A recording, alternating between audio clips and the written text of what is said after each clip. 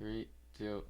We're here. Jeff MacDonald, welcome to the studio, sir. How are you? I'm good. Thanks for having me. Looking forward to it. I got wind of your name through one of my buddies, Alex Burke, who was a golfer at Ashburn growing up, and we went to an event last year. Him and I at Ashburn. And you were on the panel, and he was like, "That's Jeff MacDonald. If you can ever get a round in or a practice session with him, you will be better off for it." And he went on and on and on and listed your resume off. And from that moment, I was impressed by you and came home, did some research on you, and from that day last year, I've always wanted to have you here. So to finally have you in this seat, welcome, sir. Yeah, well, thanks for having me, and looking forward to it. Talking a little bit about golf for sure. Where are you from? I'm from Chester, Nova Scotia. Okay. So born and raised in Chester.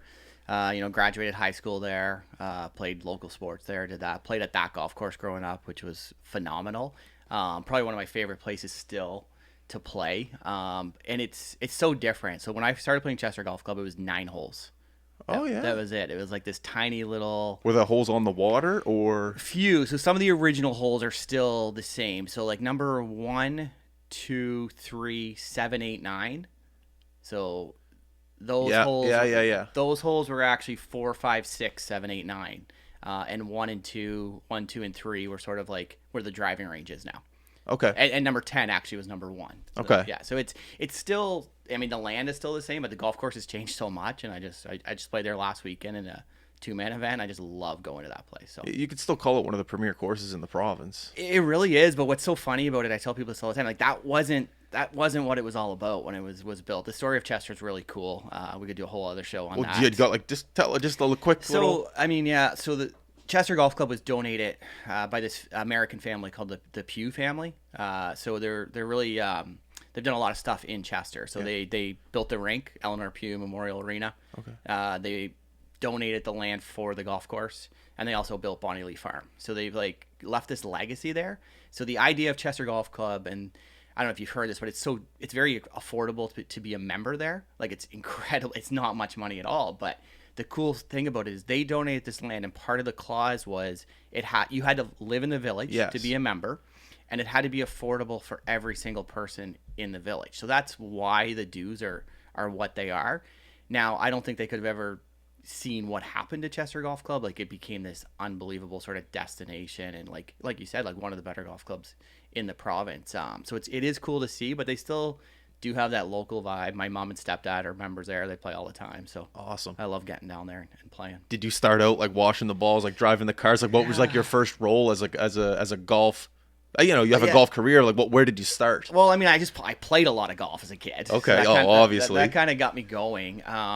But I did. I worked on the grounds crew a little bit down there, and then as I got older, I worked in the back shop and cleaned some clubs and stuff. And my first job as an assistant golf pro was at Chester Golf Club a long time ago. I won't say dates, but but it was really cool. That's kind of where my first year becoming a golf pro. That's where I worked. I only worked there one summer, and then I had gone to school in Alberta. So after I graduated school in Alberta, I was in Edmonton. I stayed out there for a couple years. Yeah. And then actually after being there for a couple of years, I had an incredible opportunity. I got a phone call one fall. I was back home in Chester and got a call from my head pro in Edmonton. He's like, "Hey, I'm leaving. I'm going to go work for TaylorMade." He's like, "Would you be interested in going to Royal Montreal?" As I see your hat. And he had the logo balls. And I was like, no way. That's an unbelievable opportunity. The pro was married to a maritimer. So he was married to the pro at Royal Montreal was married to a lady from St. Andrews, New Brunswick. So he called me and he's like, "Hey, can you come up to St. Andrews and do an interview?" I literally basically drove up. It wasn't really an interview. He basically was like, "Do you want the job?" And a couple of months later, I remember just driving, my old Civic up to Montreal and starting working there. And it was just like the most amazing experience. That golf club is spectacular. Such a cool history to it. So I just felt really fortunate. These things kind of all fell into In the mic. Yeah, fell into place. And, it was really, for me, that Royal Montreal was really career changing. I think I was 23 years old when I started there. And I just remember some of the people you met were just unbelievable, like business people in Canada, but also how passionate they were about golf and how proud they are of their golf club was just a really, really cool experience. They just have these really, they've got the red jackets on, like the club jackets and the history of it. And I remember being at the first club opening and everybody gets up and holds their wine up and you cheers to the queen. Like it's it's quite a, I'm like this little kid, or this kid from Chester, Nova Scotia, like looking around like, how did I end up here? What's going on? But the cool part about it, at that time I wasn't really teaching. I was teaching a little bit and was sort of just getting into it. But what had happened there is they lost their senior sort of assistant professional who was teaching a ton. So it was kind of like being thrown into the fire a little bit. Like all of a sudden you've got all these members who are quite good at golf. I was a new golf pro, and it was just like I just had to basically learn how to teach and learn how to adapt. And it was an amazing it just sort of boosted my career so quickly. Did it boost your confidence as well, dealing with like these, even businessmen, Yeah. this wealth? Did it boost your confidence that you could mix and mingle with these people and teach them? It did. I mean, it was a little nerve wracking, Yeah, right? I okay. mean, you're dealing with guys that are, and women too, that are very, very successful. They're very passionate about their game, but I got some incredible advice. The pro that I worked for, his name was Bob Hogarth, great guy. He only worked at 2 golf clubs his whole career. He worked at Royal Colwood in Victoria and Royal Montreal. So he was an assistant and then head pro at both. And I remember him telling me really early on, because I think I had said to him, hey, like, this isn't intimidating. I was young. And he said, you have to remember one thing. He's like, you're the golf pro. So when they're in your setting, you're the expert. They want to hear from you. They want to know what you know. And you have to remember that if you're at a business meeting with them, they're the expert. Yeah. But when they're on your turf here, like, you're the expert. You've got to take control of this. And I kind of held that, pretty high. And I was like, you know what, I can do this. And it was just kind of like, yeah, it did give me confidence, but definitely had to build it up over time for sure. 100%. And when was that first inkling, or when was that first feeling of, okay, Jeff, you have a skill set here. Let's pass this on to people. What was it? Well, I mean, Was it back in Chester where this happened, or where was as far as like, I always wanted to play golf, like as a golfer. That's kind of your number one sort of dream. So I know, but I feel teaching's a different thing. Like 100% it is. So kind of what happened is, like, when I was at Royal Montreal, originally when I was in the business, I wanted to be a club pro. Like, that was my goal. I wanted to be, run the golf shop and do that. But when this started to happen in Montreal and I had this opportunity to work with all these people, and I was still playing quite a bit, like, lower level pro events. I loved competing. So I started thinking about it. I was like, how can I still be in the game, but I'm obviously not going to play the game. And I just started working with some like really good juniors, and it gave me this sense of fulfillment, like, that was very similar to playing. Like, it was as close to being in the competition that I could be. So like, once I started working with these high level juniors and they started to have some success, I was like, okay, this is the path I want to take. And just had a really, another sort of good experience with a junior I was teaching. I was teaching this young lady who was a fairly good player, and she was also a high level skier. And her dad, I remember one time, him and another pro, we went out for dinner, and he's like, I'm gonna give you guys some advice. He's like, in golf right now, this is like the early 2000s, there's not a lot of like high performance coaching in young people. And he's like, I think you guys have a really good opportunity at our club with how many juniors we have to create a program that was geared towards tournament players. So we did that. We designed this program that sort of ran from January to August, and we would start to go to tournaments with juniors, which at the time not a lot of coaches were doing that. Well, how old's a junior age? Sorry, I'm just under 19. Under 19. Yeah, okay. so we were working with kids between the ages of sort of 13 to 17, and so I really liked being on the course, working with them, coaching them, because it's not like being on the driving range where you're just doing technical stuff all the time and just, sort of telling them how to. So you're really teaching them how to play, and you get that different side of things. So that was kind of when I first, again, realized, hey, I really like this, and then had some success. Some players did well at, Canadian juniors, and then it got really cool because they started to be recruited by NCAA schools.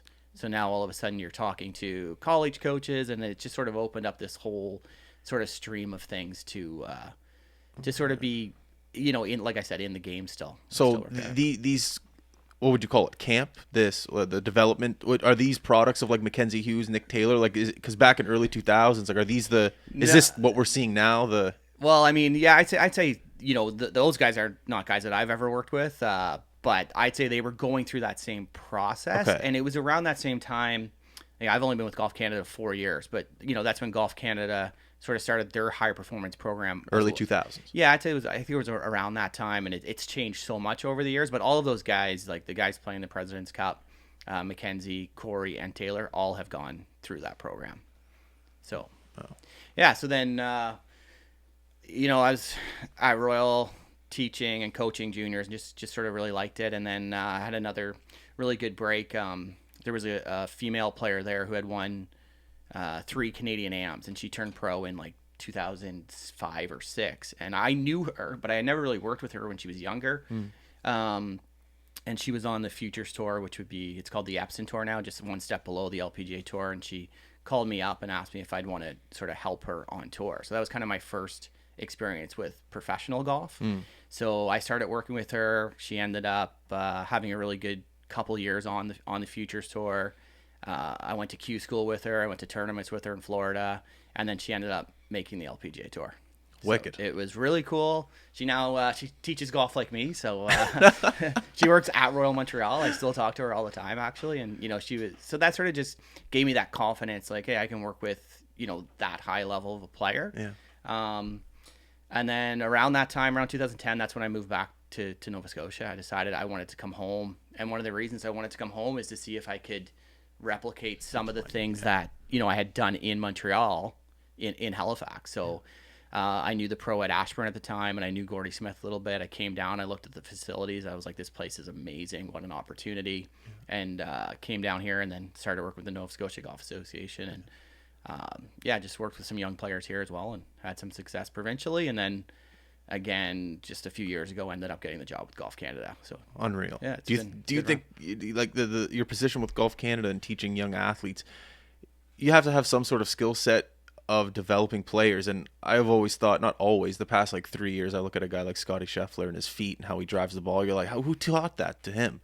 So I look at a guy like you who teaches people to develop their skill. Do you have to be a little loosey-goosey and understand, okay, everyone's body is different? I'm not going to say do it the way Jeff MacDonald does it, because do you have to look at a player, look at their arms, legs, and go, okay, you're different, and work with them and be flexible? Because there's no way Scotty was taught that with the feet shuffle. It's for sure. I mean, it's such a unique move. I think Scotty's coach, who he's worked with for a really long time, the best thing he ever did was not touch it. Like, to leave it alone, right? Like, no one ever told Scotty Scheffler to do that. That's just kind of what he does. So the best coaches and the best coaching, honestly, is sometimes just keeping your mouth shut. Really? Oh yeah, 100%. Like, if you see something like that that's unique, that has no impact on the ball, right? Like, that's not changing his ball flight. It's kind of what he does, or it's kind of his idiosyncrasy, right? He does that. And, what a word. I'm not so sure he's not trying to do it. But it's obviously working really well for him. But yeah, going back as a coach, too much golf instruction for too long became really cookie cutter. Like, it became too much system based, and everyone was kind of searching for the one way to swing the golf club. And I feel like I've never done that. I've always looked at the athlete, figured out what they do well, and then try to work with that, and also just make them better at doing that. And I find a lot of teachers do get caught up in like the look of a golf swing or the cosmetics of a golf swing. Really, it's not, as long as the ball flies straight, right? Scotty Scheffler's golf ball doesn't know what his feet are doing. So, that's my take on it. That's kind of my style. And with the national program, these girls are on my team, or on the team I work with, for maybe 2-3 years. So you don't get a lot of times, and they still have their own personal coach. So by the time they get to us, they've got the basics. They're good. I mean, they're incredibly good. We only take 10 girls from the whole country. It's a very hard team to make, actually. 10 or 11, depends on the year. But so my job is just to enhance their skills. Like, I'm not going to rebuild anyone's golf swing that's on the national team. I'm going to take a look at what they do well. I'm going to use statistics to see where they can improve and what they can get better at, and then really hone in on those skills. I find the one thing that I do a lot with the national teams, I do a lot of short game work. Because even though they come in and they're the best young female players in the country, there's still a bit of growth in that area when it comes to either shot selection or just having a diversity, or like a lot of different types of shots. So I spend a lot of time on that. I feel like I can make them better and not mess them up by adding that to it. Okay. So instead of working on their weaknesses, you work on what they're already good at and try to make them greater at it. Oh, for sure. Yeah, yeah. Well, I mean, we take a look and try to find some weaknesses, but these players are coming in, like, they're shooting under par most of their rounds, right? So, like, they're very high level athletes that are they've been very successful, right? So you don't want you don't want them to come in and be like, okay, you've been great at your level, you're winning everything, and now we're just gonna blow this up because I don't like the way your feet move or whatever. Fair Like enough. we definitely work with them. Do you work with the mental side of it with these athletes? Yeah, we have a mental performance coach. She's based out of Winnipeg. I need to talk to her because I got the weakness. If I'm shooting double bogey, I'm just, oh no. She's actually a hockey player. Oh, yeah? She played Division I hockey at the University of Connecticut. Okay, sweet. So, is she from here? Where's she from? No, she's from Winnipeg. Okay, So cool. she's from Manitoba. She just started with the team last year. Yeah. She's been awesome. She really connects well with the girls. They look up to her. She helps them both in performance coaching and also outside of the golf course. So the biggest thing I've seen in the few years I've been at the national level is that, young people deal with a lot of stuff. They're going through a lot of stuff. They're dealing with school, they're 14, 15 years old. A lot of stuff's going on in their life. So if we can make sure that they're happy off the golf course, like, we're going to have a chance on the golf course. So we kind of blend her skills both with, some off course training for them, and then definitely some on course. Like, we get her on the putting green with them, and the girls will sort of go through their pre-shot routine or talk about what they're thinking about, and then we'll all look at it and come up with a plan to approach it. It's pretty neat. That's great. Yeah. I would love to, man. Golf, the mental side of golf is equally important to me than actually playing it. It's in my head. It's a battle. If I go to a course and I think I got to shoot low, I won't. If I go to a course, don't even think about my score with a smile on my face, I'll have a great round. The mental side of it in my own head is just, it's everything. To me. It is. And what's interesting about it, though, is it goes back to what you said about, players having their own things. Like, some players will play well, like you just said, like, when they're not too focused and they kind of have, they're kind of happy and they don't know what's going on. Some players need to know exactly what's going on. So okay. it's just like the physical skills of golf. Each player does things differently. Like, there's a girl on our team, and she's been on the team for 2 years now, and I kind of joke with her because we started to realize, like, she has really poor range sessions before her round. Like, I started to notice this trend. I was like she'll be on the range hitting it, and she'll be like, Jeff, come here, like, I can't hit it. I'm like, really? You forgot to how to hit the golf ball? Like, I saw you play yesterday. So it's now become kind of a joke. I'm like, I don't want you to have a good range session. Like, I just want you to hit it everywhere. Shank it. Yeah, and I'm like, hey, when you get to the first tee, like, you're gonna stripe it. Like, and I've seen her. She shot 64 in a round this year in the PGA of Canada Women's Championship. She won it at 15 years old, and I'm telling you, that range session, it was not amazing. But now we know that, so we can work with it, right? It's just little things like that. But I'm just picturing Tin Cup. When he gets to the end there, he's at the range, he's just shanking the right. Yeah, no, it wasn't quite that bad, but like her, it was just funny. But so the mental performance coach has really helped her sort of understand that too. Like, hey, just because you have a bad range session doesn't mean you're gonna have a bad day on the golf course. So Wicked. all those little things go a long way. What's the most rewarding part of your job? I mean, just where I'm working with young athletes, like, seeing them mature and grow up, and how they sort of approach life. I mean, it's like the golf thing. Approach life or approach golf? Well, like, life, really. Like, I see these people, some of these girls make our team at 13 years old, right? And then, I get to see them, grow up between the ages of 13, 15, 17. So I see the maturity. I see, how they get along with their parents. I see them become young adults, and they start to make decisions on their own. So I start to see some independence. So that's very rewarding. Obviously, when it comes to golf, seeing them do things like shoot 64, like I watched almost that entire round. That was very, very cool. And then the other thing that's really rewarding, we don't get to do it a lot, but we do have, like I was telling you before we started, we have a couple team events. Team golf is really unique because you just don't get it that often.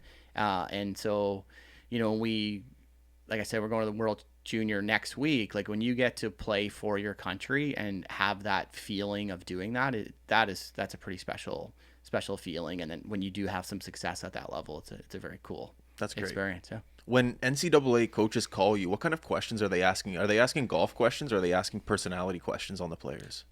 Both. But I think it's the biggest mistake young players make, and we try to tell players this all the time. So, if we're at a big event, like, we'll go to the U.S. Junior every year, and that's where you'll see the most college coaches. So I've had two experiences where I've been with a player, and we show up at the first tee, and there's 20 NCAA coaches, and it's like Ohio State, Oklahoma State, Florida State, UCLA, and it's like you're looking around, and as a player, when you're in your group, you know who you're playing with. So like, the girl this year, I remember, she's on the tee, and she's on the tee, and the two girls with her are already committed. So the only reason all these coaches are here are to watch this one player. But what happens to the players is they think that the coaches are going to judge them on every single shot they hit, and they think it's got to be perfect, and they think that they got to birdie every hole. But really, that's not what coaches are looking for. They want to see how you talk to your playing partners, how you walk when you hit a poor shot, where your eyes look, is your head up, is your head down, like your emotions, and then stuff they'll ask me. I get asked all the time, like, how do they get along with their parents? How do they get along with their teammates? It's almost always the stuff that's away from golf, or the stuff that's not playing golf, that's going to make the difference to a player. They obviously know they can play. Yeah, they can make their own assessment on the golfer. Exactly. They just need to know how it is off the course. Yeah, so definitely I get asked a lot about their personalities, way more than, like, not way more, but probably more than their golf swing.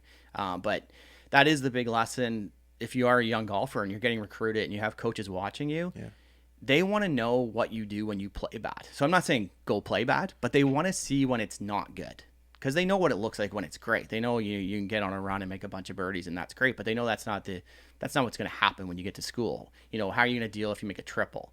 So the kids get caught up. Hey, I made a triple, I probably ruined my chances. I'm like, no. You actually handled yourself really well. You made birdie on the next hole. That's what they want to see. They want to see that human side of those players. That's great. Yeah. You're a Titleist man. I am. Yeah. Me too. 100%. Oh, nice. I don't work for them, but either way, I like their products. Yeah. They have a really cool YouTube channel, and I was watching a couple videos of how they have their junior, almost pro athletes have a practice round, and they walk all over the course, and they're with their caddy. They have their book, and they're looking at the greens, they're looking at the rough, they're looking at the fairway, and they're writing things down. So I was just wondering, whenever you guys go to new tournaments, new courses, and you have a couple practice rounds, and you write in your book, what are you writing down? What are you looking at? What are you analyzing before the tournament starts? Yeah, I mean, it's a great question. So we're going to do that this week. We'll do it as a team. So we're at Credit Valley Golf Club in Mississauga.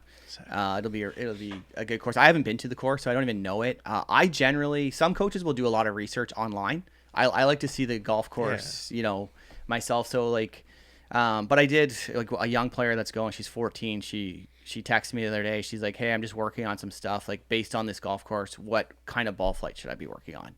And I was like, well, you hit it pretty good. Just keep doing what you're doing, and we'll take a look once we get there. So what we basically do is, in the practice round, you're always looking for a target off the tee. Like, what do I want to hit it at? So that's what they're writing in the book. They're writing red roof in the background.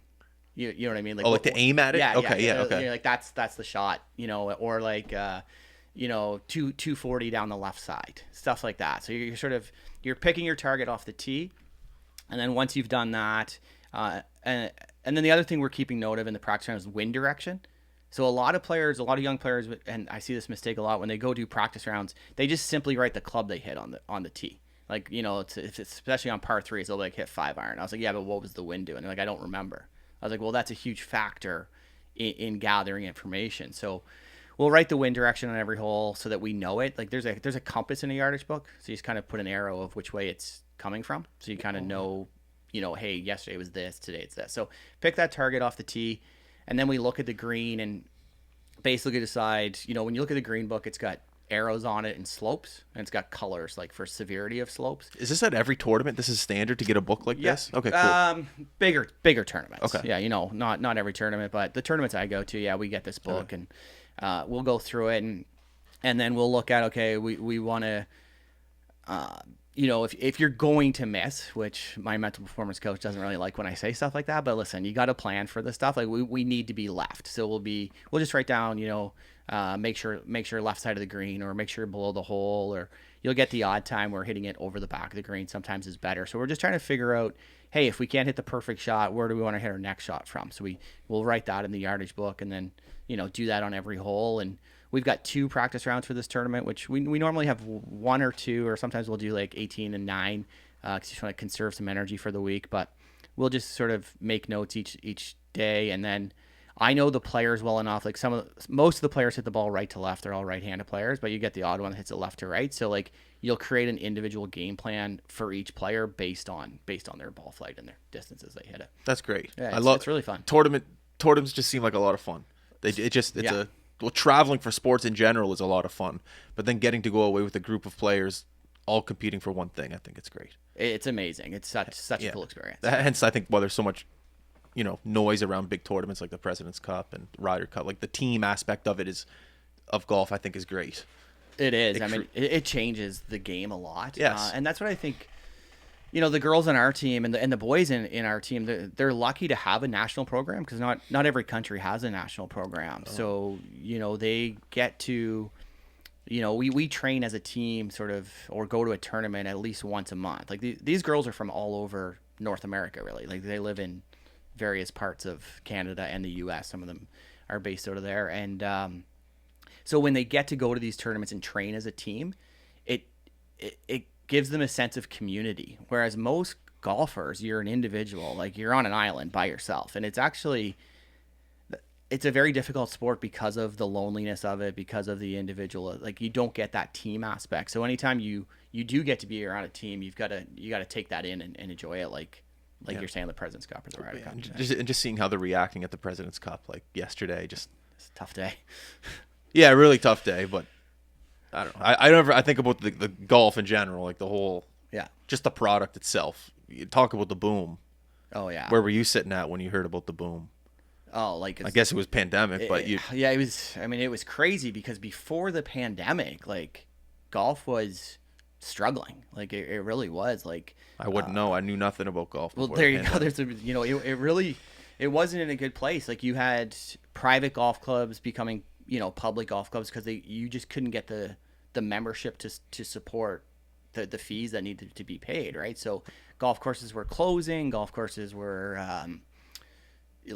changing the way that they were making revenue, and then all of a sudden the pandemic happens and like everybody plays golf. It's incredible, and within the business we always say like, will this continue? Like can this keep going? And the tournament I was at in the weekend, I was talking to the manager from Golf Town, who's a friend of mine, and he said again for the 4th or 5th year in a row, like they just hit their highest sales, and he's like, I can't believe it just keeps going and going and going, and it's great for the game. I just wonder where it ends up, and it is a bit of a Canadian thing too. Like Canadians love golf. Like golf in Canada is huge. Hockey and golf go hand in hand. They do, yeah, for sure. Like the pros love it. Yeah, they just love, as soon as it's over, they just hit the course. And I wish I played it when I was younger. I was a lacrosse guy, so in the summers I don't know why. My dad didn't really play, but when there was nothing else to do here but golf, sign me up, I'll go. Yeah. And I'm addicted. It's a crazy sport that way. A lot of people get addicted, and I think what it is because you can hit these great shots, or you can have these great rounds, and all of a sudden you're like, hey, I'm pretty good at this, and then it'll get you. Yeah, it's the most humbling sport in the world for sure. It really is. Yeah. It's tough, but it's exciting to be a part of, and I've been in the business for a long time, so to see all of these changes and young people taking up golf is really cool. Absolutely. And the thing I also like about it is the destinations it takes you. Like I was just at Cabot for the first time last week. Yeah. And I don't know if I'd ever would have seen those cliffs if I didn't play golf, and just to be able to see that coastline and some of the other Royal Montreal, like the story you're telling about how you had dinner there. I had the very similar story with these businessmen, and you're sitting there, you're like, how did I get here? Yeah. Did you play Royal? Yeah, I played the blue course. Oh, no way. Yeah, like they were with members. With a member. Yeah. Who was it? I don't know if I should say. Okay, yeah, we'll talk about it after. Yeah, for sure. He's been a member forever though, so you probably know him. But we were there working, and we were staying on Il Bazaar. Okay. And and then I just, and then we played. Yeah. It's a special place. Very special. I felt very, very honored and privileged to play there. It was unbelievable. Oh, that's cool. I can't wait to hear who it was. Yeah. But overall, you must feel in sense of your career that now the rest of the golf world is speeding up into the mainstream popularity where you have already been for the past 20 years. That must be a great feeling in terms of your career, knowing that people are almost chasing your profession and what you have been doing and put the work in. It must be nice. Oh, and it is. It's great, and it's nice to see the game, have success and golf courses do well, and yeah, I'm friends with a lot of golf pros in Atlantic Canada. It's nice to see them do well. I mean, it's not an easy job, running a golf course, and you're seeing now people wanting to get into the golf business and do stuff or teach golf or coach golf or help the game grow, and it's pretty cool to be a part of, for sure. The debate in hockey has always been, do you need to play it 365 days of the year? And when you had the talk at Ashburn, I think someone brought this question up. You had a really good answer about playing year round. Obviously in Canada you can't play year round. I just wanted to know your thoughts on these golfers, young golfers coming up, and how often do they need to have a club in their hand? Yeah, I mean, it's gone way too far into specialization. I mean, the whole sports thing has gotten crazy. So as good as some of the things that we're talking about and the business getting really good, as far as being a golf coach, it really, it's sad when I see these really young players at 10, 11, 12 years old not taking any breaks and specializing in golf, in my opinion, way too early. So I really think up until probably, if you're a male and females are different the way they develop. I think if you're a male golfer, you should definitely be playing as many sports as you can at the highest level you can up until the age of probably 16. Okay. I mean, before that, if you're specializing, you're just missing out on a lot of different things, but you're also missing out on developing. Like you need those other sports to help you in your main sport, I think. And I think we've gotten so far away from that. Even though the science says early specialization doesn't work, everybody is early specializing, and I'm not sure if I hope it stops. And I think the main reason for it is it's a business. Like, golf coaches don't want the breaks because they want their student to train all year round, because that means they're going to get their monthly billings. Like, when I ran the provincial program in Nova Scotia, we kind of went from January to August. And September, October, November, December were kind of what I would call the off season. Yeah. They still golfed in September and October because the weather permits it. Yeah. But we didn't train as much, and I still stick by that. At the national level, like the girls I work with now, like they're all in. Like they're not playing any other sports. This is what they do. But I think they've gotten to that level and they've gotten to the age where they can start doing that. So I don't know if that answers your question, but I really think. But I'm just thinking in terms of like college. How old are you when you go to college? You're 18, 19. Yeah, so you send them down south, ASU, Texas, where you can play year round. Yeah, but you almost can't get to those schools unless you've started to like be golf only at 13, 14 years old. So it starts to get really tricky, right? Okay, I see what you're saying. Because you're being recruited you're being recruited at 15 years old. So like if you want to go to like a Texas, you've got to be one of the best players.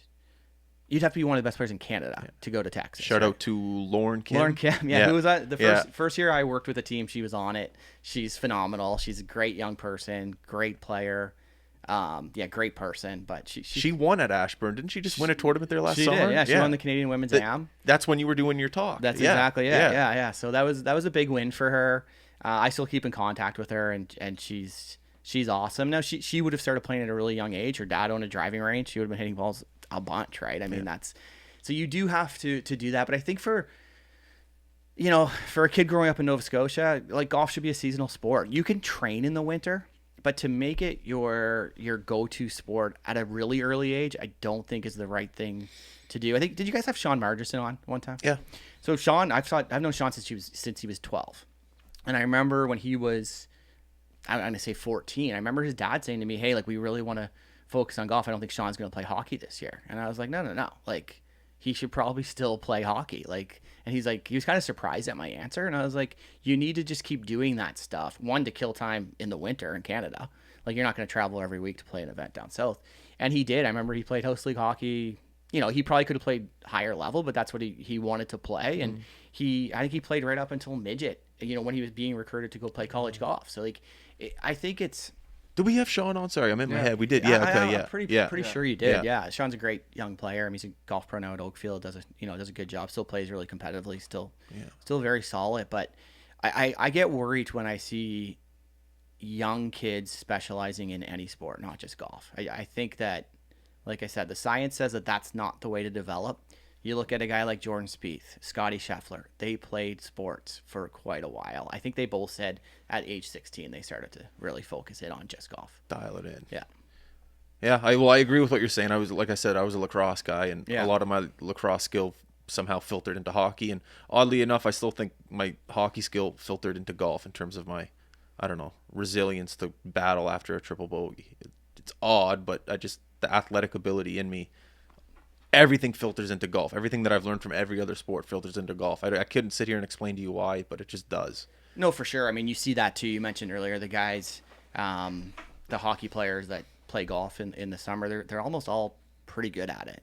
You know, like Sid and Nate they're pretty good golfers. Yeah. Nate's a really good golfer and got really good very, very quickly. And he was same thing. He was like really into it. Oh, he was on like a golf cover of a golf magazine in Denver, I'm pretty sure. Yeah, he loves it. Sounds about right. Yeah. I mean, he could really play. But it is cool to see those guys get involved too, and I think they need that too. Like that's kind of their off season, like you said, even though they're training full time. But yeah. Other than Royal Montreal, most magical course you've ever played at? I played. Well, that's a good question, which I've been asked a few times. Sorry. No, it's good. A buddy of mine, when I was working in Montreal, good friend of mine who was a golf pro too, we drove down to Boston for the weekend, and it was in like early November. Like it was like a guy had invited us down to go to a Patriots game and a Bruins game. Okay.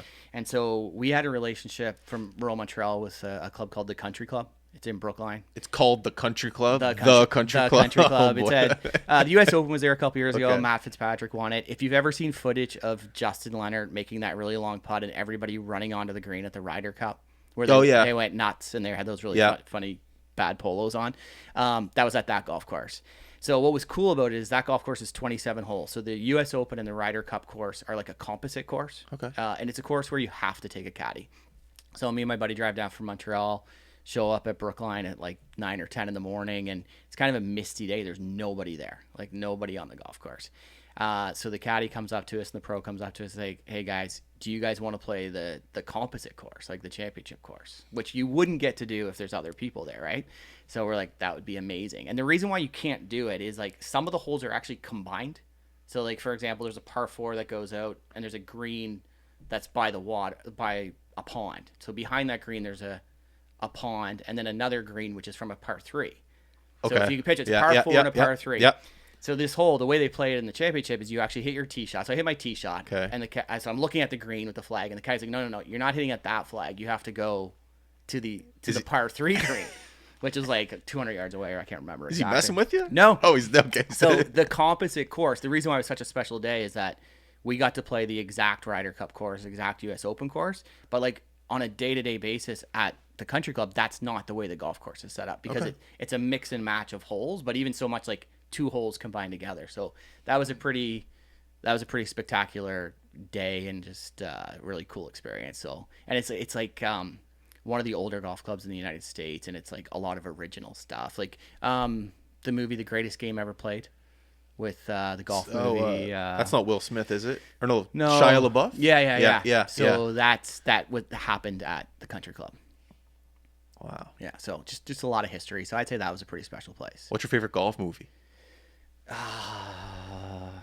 It's got to be Happy Gilmore. Yeah. I mean, it's just too good. Yeah, he was at Cabot. We were there the day he was there. We just never saw him. You guys got unlucky because did you hear the people he got paired up with? No. Were like local guys from here. A buddy of mine, his wife teaches at a school. Yeah. And it was a teacher at that school, like I won't say where. The story I heard is the 3 of them were on the tee. The starter comes up to you and like, a single's going to join you. And Adam Sandler rolls up. Can you imagine? And took care of the bill as well. So, were they there for like the weekend, like the accommodations and stuff? I don't know the whole story. I mean, the story's going to get bigger and bigger. I also heard he was at Fox Harbor the last couple of days. I don't know if that's true or not, but I know he's in the middle of filming the movie number 2 there. Happy Gilmore number 2. Yeah. So maybe they're filming it in Boston or something, and he flew up. I don't know. Yeah, who knows? Maybe he had to work on his game. But New York. Oh, they're filming in New York, so that's a quick flight. Yeah, but yeah. So we were there, and on Sunday night and Monday, you're looking at the news, and you're like, Adam Sandler in Cape Breton. You read the article. He's at Cabot on Sunday. I'm like, we were just there. That's crazy. Yeah. And we were a threesome. We could have used the fourth. It was like, oh man, could you imagine? But I heard that and I was like, wow. Would you be disappointed though if he didn't like rip it like Happy Gilmore? Like if he just gets up there and makes a normal golf swing, I'm Yes. like, what are you doing, Adam? Yeah. Like, come on, show me the stuff. I feel like that guy was put on this earth to make people's like day. Oh, like yeah. I feel him and like there's other people like comedians that do that type of stuff. They'll just roll up to a random like wedding. What's that guy's name? Other famous comedian actor. Bill Murray. Bill will just do that. He'll roll into a random wedding and just say, "Hey, how are you?" Yeah. I love that stuff. Yeah, it's pretty cool. But yeah, I mean, Cabot is a spectacular place. Unbelievable. One of my favorite places to play for sure. I'm going back in October, so Oh, no way. I got to get redemption on it. Which one do you like better? I've only played Cliffs. Oh, okay. Yeah, so we pulled in to Lynx, and I was like, "Hey, we're here to check in," and I'm like, "Justin Belanger," and she goes, "Oh no, you're playing Cliffs. That's 5 minutes that way." I was like, Yeah. "Oh," so we had to rush on over, but Yeah, no, yeah. we're playing the Nest too in October. Yeah, it's cool. Yeah. Are you guys gonna play at night? I don't know. I don't know how. It's lit up, right? So Yeah. you play. I mean, I'd play it. I'd play at night. Maybe a little cold in October, but it's a really cool experience. So on 18, when we were finishing up at Cliffs, you could see Nest in the background lit up. So I kind of saw it as we were driving out. But yeah, it'll be a cool experience for sure. Yeah. We're excited about it. Those are. When do you head out? I leave Sunday. Sunday? So I'll meet. So the girls are flying in from all over the place. One girl's is living in New Jersey right now. She's Canadian, but lives in New Jersey. Another girl lives in California, also Canadian. And then one girl's local. So I'll meet them. I think I land around 2:30. They're getting in around the same time. We'll meet. Have a team dinner that night, and then the next day practice round and get ready for the tournament. So it's 2 practice rounds and 4 rounds. It's a lot of golf. It is it's a long week, Yeah. so that's the big thing we spend a lot of time on too is rest and recovery. Young athletes tend to always want to work hard, like they just want to keep going and keep going, and we spend a lot of time with these girls like talking about how to recover and taking days off and that sort of thing, and that's made a big difference with a few of them for sure. What's it like traveling for golf to a place like Japan? Like in terms of like, everything, sleep, Yeah. time difference, the air quality, the ball goes further, the ball goes shorter. Yeah. Japan, that would just be another world. It's literally on the other side of the world, 12-hour time zone, so hard to talk to my wife and kids, but challenging. So I've gone 3 times to Japan. It's an amazing experience. It's really interesting. Like, you're so excited to go, and you're with young players. It's a team event. So going over there, like, I have to go to Vancouver. Like, I'm Halifax, Vancouver, then Vancouver, Tokyo, and then Tokyo we go to this other small place called Nagoya. And it takes because of the time change, like you leave on a Saturday morning and you get there, it's like Sunday night at 10 o'clock. Like, you're completely backwards. You're upside down, you're messed up. And I remember, it's funny you say that, because like the next day you're out on the golf course and you're just playing golf. It sort of takes you back to like, okay, we're just playing golf. But the weather thing you bring up is really interesting, and it's really cool that pros are able to do, and these juniors are getting good at it, but we help them a lot figuring out how far the ball goes early. Like, so when you go to a place like that, you really have to pay attention to like, hey, how far is the ball traveling here compared to where I normally play, and then kind of figure out some stuff. And like, Japan's immaculate. Like, the golf courses are like perfectly kept. One year we went, and it was right after COVID, and they took it to a different place than we normally go to. It was a resort. I can't remember the name of it. And it hadn't been played in like 2 years. What? But it was yeah. So like, they took COVID very seriously in Japan. Like, things were shut down for a really long time, right? So we roll into this place, and this golf course literally looked like fake. Like, the grass was so pristine. There was not a divot taken, because it was maintained for those 2 years. Just no one was on it. So it was like perfect. The weather there is amazing. It's like 30 degrees every day, and the ball does travel pretty far because there's some elevation over there as well. But it was really cool. The guy was with the boys team at that time. It's kind of funny because I think them being younger, they're kind of ignorant to it. Like, they're just literally just playing golf. I'm kind of like, oh, this is really cool. I'm in Japan. This grass really neat. Like, I'm kind of overthinking it, and they're just like, whatever, just out there hitting the ball around. And it's really fun, and it is cool. The hardest part about that trip is coming home. like you get nailed on the time change coming home, and it's such a I call it the longest day of your life. You literally, I can't remember the exact times, but you wake up in Japan at like 4 a.m, take a bus, and then take a plane. That one year, the year the boys won, I had said to them, we had a long layover in Tokyo. Yeah. So like halfway through the tournament, they're like, "Hey, can we go into Tokyo?" I'm like, "The only way we're going to Tokyo is if you guys win this thing." And then they did. And the very first thing they said is like, "All right, we're going to Tokyo." Yeah, exactly. So, Yeah, exactly. God, all right. So we, there's a couple coaches there, thank God. So we ended up, so we're at the airport in Tokyo. So this is just one day. So we were up at 4. It's called Narita, which is where the international airport is, and you have to take one of those speed trains into Tokyo. Like the bullet train, yeah. Like it's so cool. So we go in there, spend the whole day there. We do some shopping, go out for like a traditional lunch, which was really cool. Back to the airport. Our flight takes off around 5 o'clock Japan time. You land in Vancouver. So this was on a Saturday. Yep. You land in Vancouver. It's 10 a.m. Saturday morning. So like you've just lived. I've lived an entire day in Japan, and now I'm back in Vancouver, and it's the same day. And you're like, how many times am I going to eat today? Like, it's a very weird experience. People do it all the time. I've done it 3 times now. And the other joke I make with the coaches is like every trip to Japan is like 1 year off your life, because you're just like out of body experience. When you get home, you feel like an alien. Try to get back into it as fast as you can, but it's what blows me away about pro golfers. Like, those guys and girls, yeah, they just do it, and they're so good at it, which is pretty incredible, because it does take a toll on your body, all that travel, for sure. Definitely. But yeah, back to the travel, 100%. They every weekend. Sometimes I see these guys, like if they finish on a Sunday, they'll just go to the next town, get their Airbnb, and just stay there and just play the course on a Monday and just wait till Thursday. Well, going back to the Canadian Women's Am last year, we were so it was at Ashburn, great event. Lauren Kim won, like you said, and so that event ended around say 4 o'clock on a Friday. Mm-hmm. So the U.S. Women's Am, the practice round started the next day in Los Angeles. So I went home that night. I can't remember what time I left.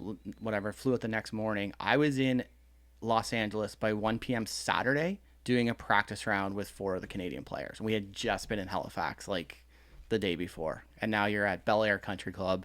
Again, learning the grass, that place was pretty sick. Yeah, I'd imagine.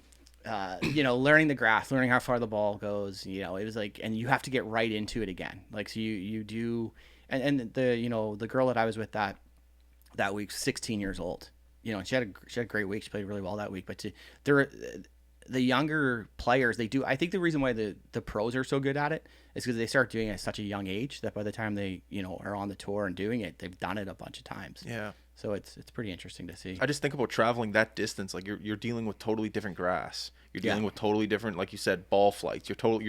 I guess that's why they're pros and we're not. Well, at least I'm not. Like, to be able to move that vast around the country and deal with different air qualities, different grass, different everything. That's the amazing part to me. What they do is what they do, but to be able to read the situation around them.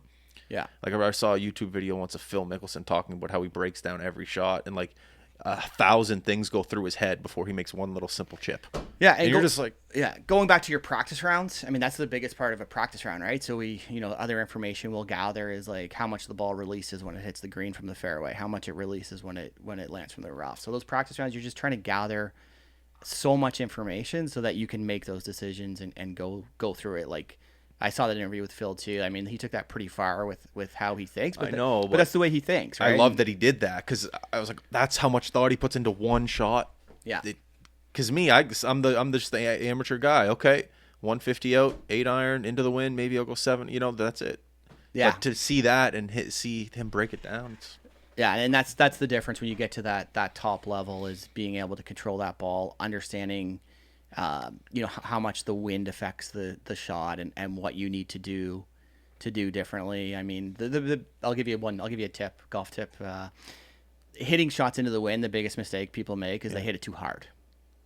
So like, they're like, it's into the wind, I better hit this harder. The harder you hit a golf shot, the more it spins, so the shorter it'll actually go. The harder you hit it, the more it spins, so the shorter it'll go. Yeah, so into the wind, it'll just kind of do that rise thing where it kind of gets a little stinger. So like we'll use, like, I have a saying with the girls, like I'll just say, like, you gotta chip a 6 or chip a 5, right? So you'll hear players say that. Like, so it's not an actual chip, but that's the feeling of it. Okay. So you're actually trying to take some of the spin off the golf ball so that it'll go more of a normal distance into the wind. But you have to be very disciplined to do that because your brain's like, I got to hit this hard to get it there. Yeah, that's my thing. Like the wind, I'm like, okay, I'm gonna stick with my 8-iron, but I'm gonna smoke it rather than just doing a 7 and just kind of laying it in there. Yeah, just a little, like even hit a little soft 6. Like learning to hit those soft shots is as much of a skill as hitting the ball far. See, I don't know how to shoot a little. See, well, my issue is like when guys go, okay, I'm gonna hit a 50% 8-iron. I'm like, I can't do a 50% anything. It's 100%. I don't know how to like.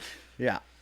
That's my issue. Yeah, I mean, something you can learn. Something definitely worth practicing. Like stuff like that's going to make you a better player than like hitting your 8-iron an extra 10 yards further. Like it's those little things that are going to, get people to be better at playing. What's your recommendation in terms of a softball and a harder ball with the players that you work with? Do you recommend balls or do you let them choose? Because I know there's a big difference in soft and a hard ball. Yeah, I mean, all the girls on our team and all the boys, they would use, like most of them play Titleist. A little bias over here. Yeah. Golf Canada is sponsored by Titleist. I'm sponsored by Titleist, and they do make the best golf ball, like hands down. So the commercial's true. No question. It 100% is the best golf ball. So we just vary between the Pro V and the Pro V1X, right? So like depending on if you need more spin or less spin, most of the girls play the X because it actually spins a little bit more. So it just depends, but everyone would be in that like premium golf ball, like that's softer. The biggest difference it makes is not so much on full shots, it's on half shots. So the shots around the greens, when you've got that softer golf ball, you just have a lot more options. You can control the spin a lot more, or you can actually spin it. Those harder balls around the greens, like you can't do a lot with them. So I think really anyone playing should be probably playing a softer golf ball. Okay. Just for the short game stuff. A rule I had a argument with my buddy in the summer about: if a ball is on the fringe, are you allowed to mark it before you putt it, or are you only allowed to mark it on the green? Just on the green. You can't mark on the fringe. Can't mark on the fringe. Okay, that's what I thought. Yeah. Okay. Yeah.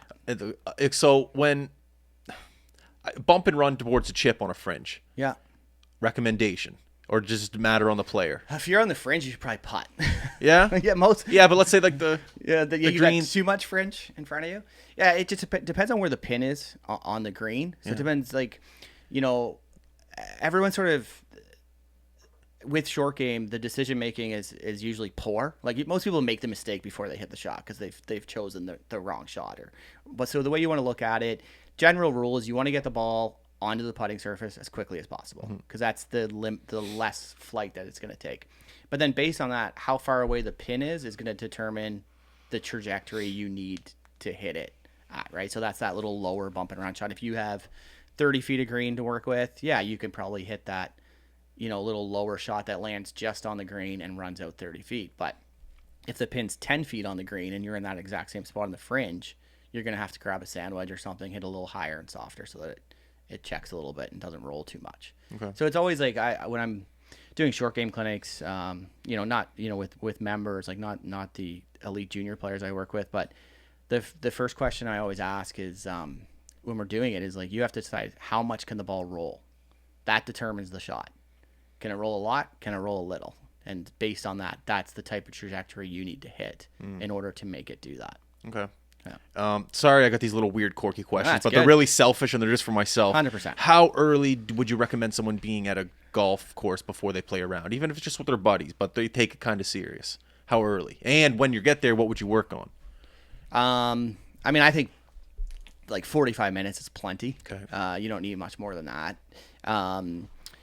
I would definitely go to the putting green and hit some 10 footers, 20 footers, 30 footers, 3 or 4 from each spot, and try to figure out the speed.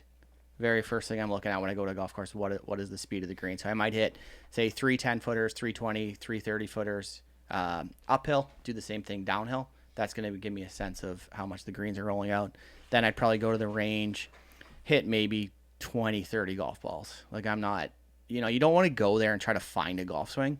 You're literally there to warm up your body, right? Because if you get there and you hit too many balls and your brain starts going through a bunch of different thoughts, you're probably going to have a pretty bad day trying all these different things on the golf course. So, I think you're just warming up. And then what I would do is I might, if I had time, go back to the putting green and hit a few 3 4 footers, see the ball go in the hole so get some confidence. But that'd be a pretty good warm up. Okay, good. If I had the choice, if I was playing around and had the choice between going to the range or going to the putting green, I'd probably go to the putting green.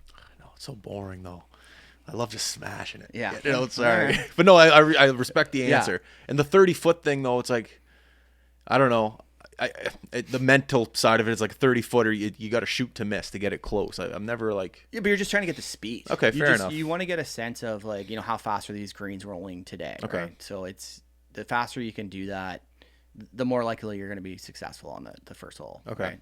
How much time are we at, Jeff? 57. Are you good? How much time do you have? I got. You're sure? Yeah, it's raining out. Not a whole lot going on today. So. Oh, it is raining out, yeah. So these pros, you know, golf's probably one of the most popular sports in the world right now, growing significantly, but yet we only know about 50 golfers. At least I do. Yeah. What's the difference between those 50 and the hundreds of thousands of others? Yeah, not a lot.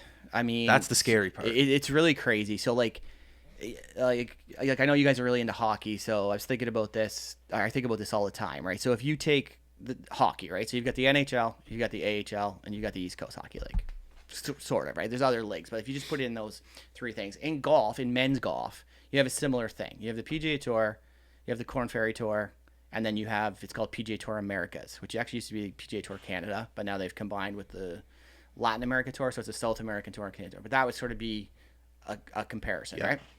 So what'll happen sometimes is someone from PGA Tour Americas will Monday qualify to play a PGA Tour event, right? So they can go Monday qualify and they get into a PGA Tour event. And it doesn't happen all the time, but that player who's on the third level of professional golf will go in that PGA Tour event and they might finish top 20, top 15. Like they'll compete in the event. I think if you took an East Coast Hockey League player and put them in the NHL, I think the difference is pretty big, right? So I think in professional golf, the difference between the highest level tour and sort of that third level down is not very much.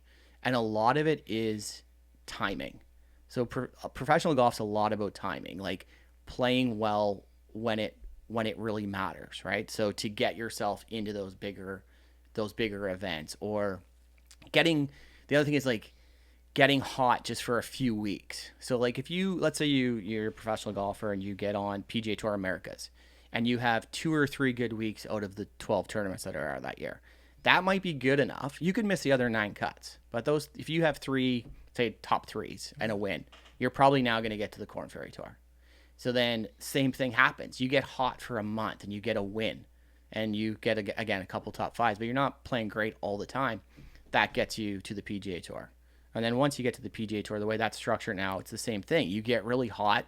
Now all of a sudden, you take a guy like Taylor Pendrith. Taylor Pendrith last year almost lost his card. I think he had to finish top 5 in the last event of his year. He did that, kept his card, came out this year, won. So now he's all of a sudden into those, those signature events. He makes the Tour Championship. But, it's sort of all that timing that goes with it. As far as the actual level of golf goes, it's not that different. Do you guys know Miles Creighton from Digby? No. So he's awesome. Like he was a junior at Ashburn. He'd be a good guy to have on if you can get him. He's on the Korn Ferry Tour right now. I think he's 39th on the money list. Top 30 get your PGA Tour cards, which he'd be the first Nova Scotian to, or second, I guess, sort of unofficially. A guy from Dartmouth had it once. But in this new era, to have a PGA Tour card, he's really, really close. But him and I talked about this. So he plays golf with, Corey and Taylor. Like they're at the same course in Florida, and he competes with them on a day-to-day basis. But they're playing the President's Cup. He's grinding next week at the Korn Ferry Tour Championship. But I don't think the difference wouldn't be huge. It's just a little bit of that timing thing, and I'd say there is an ability to really go low. Like you've got to be a tour player. Like you got to have 60 in your bag. Like you got to be able to go lights out, because I think the cuts on the PGA Tour America, so that third tier tour, when it got to Canada, I think the average cut after 2 days was 5 under par.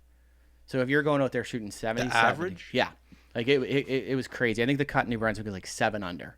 So you go out there and you shoot 60, 69, 70, and you're going home for the weekend. So you've got to be able to like light it up. But again, that's that third level tour, and the college system, kind of all over the place right now, is so good that when you look at PGA Tour Americas, they're guys that went to Oklahoma State, Oklahoma, Texas, that are just starting their career. So these guys are like studs. Like they're great players. Like they're awesome already. They're going to be on the PGA Tour, and that's why, years ago we had Ashburn had a Corn Ferry event that we hosted, the Nova Scotia Open, a couple times, and Oakfield hosted an event on the Canadian Tour, and Bell Bay used to host an event as well. And I think it's important. I'd love to see Nova Scotia get back in the game and get that, because that level of play is just so good that I don't think people quite understand how good those players are at that level. So it sounds like you're trying to say when preparation meets opportunity, then you can be in that pro level. Because if you have a tournament that's coming up to where you can qualify to be on tour,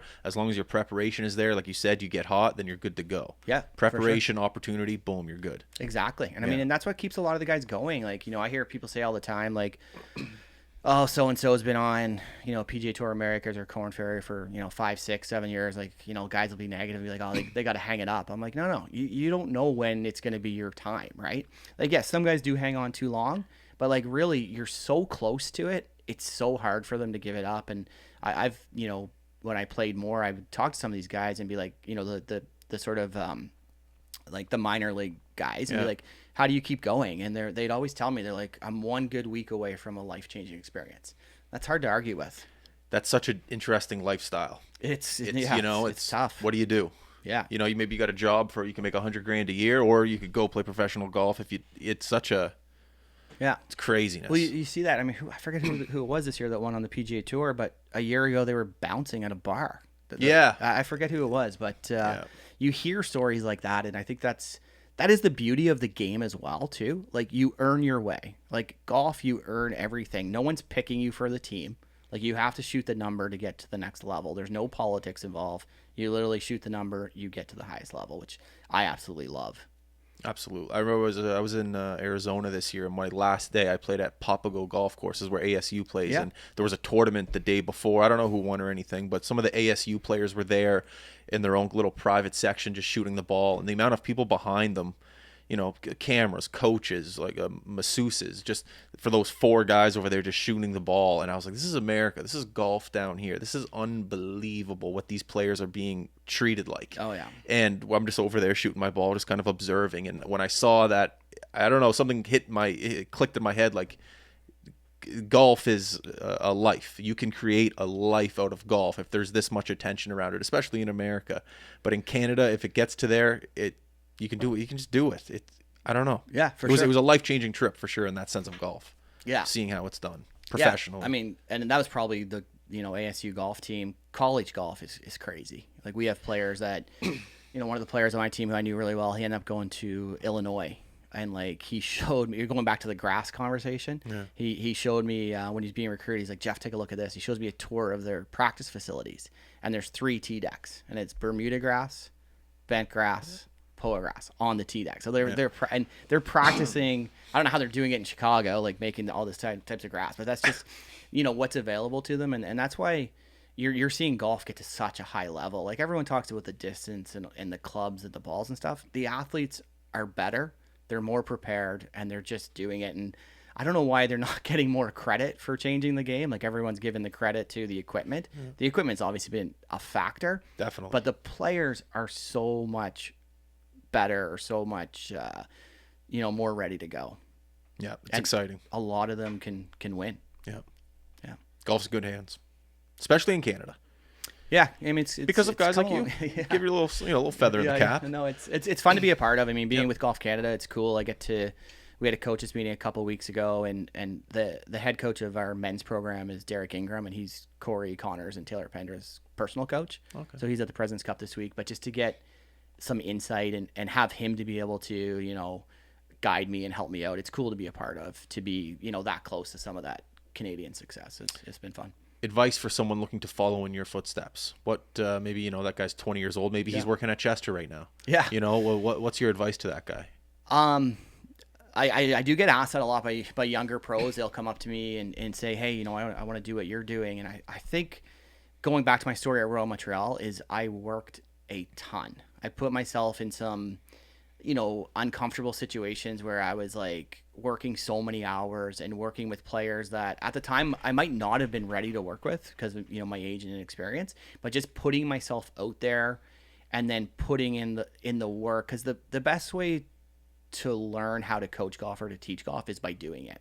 Like you can take courses and you can do all the things, which is going to help you, but until you see all of those swings and get into the trenches, like you're not going to really find the answer to it until you start doing it. So I tell guys all the time and girls around here is like, start with junior programs. Like you're not going to start with the players that I work with. It's not going to happen. But like start with those younger junior programs, make a name for yourself there, put in the time, put in the effort. Don't get caught up in your bottom line. Like do the work to get the experience to keep moving to the next level. And I think it's really hard work and doing it. And you've got to work in the beginning as a golf pro.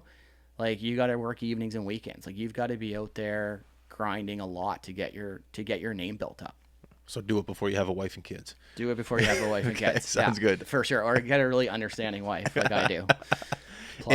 Last one before I let you go. The story behind that photo of you and Mike Weir. Oh yeah. So yeah, it's a photo of my house, but that was when I was a pro at Royal Montreal, and he was sponsored by Bell at the time. So Bell put on a pro-am at our course. So there was 18 pros from Quebec, and I was one of them that was included. Nice. And Mike Weir was there as sort of like the pro. And he basically there was a pro-am draw. So like all the Bell executives are in there, and they draw names for who they're going to get to play with. And the CEO of the time at Bell and the CFO were in the same group. They had the first pick, and my name got drawn. So it was a really pretty cool experience. So, I played 18 holes with those three guys, and Weir came around to every group and played a couple holes with each group. So that was on the 9th green at Royal Montreal. Okay. That picture was taken.